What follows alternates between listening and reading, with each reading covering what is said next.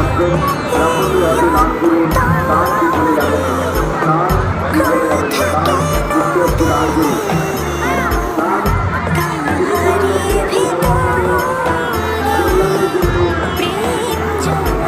সংসারের মঙ্গলের জন্য গঙ্গা স্নান করেছেন ব্রাহ্মণদের হাতে দান করুন, দান বিফলে যাবে না।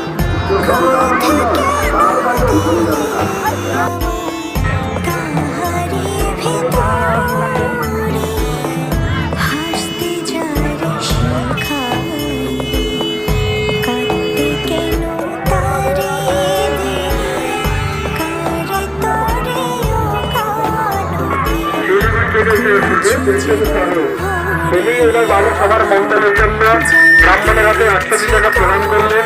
আমরা প্রতিদিনই কাছে গঙ্গামার কাছে প্রার্থনা করি যাতে খুব শান্তি হয়, সমৃদ্ধি হয়।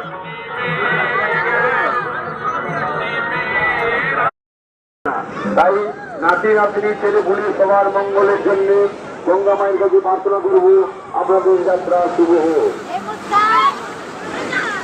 তাই কিছু বাইরে যারা আসছেন গঙ্গা মায়ের স্নানের পরে ব্রাহ্মণদের হাতে দান করুন, দান বিফলে যাবে না, দান মহাদান।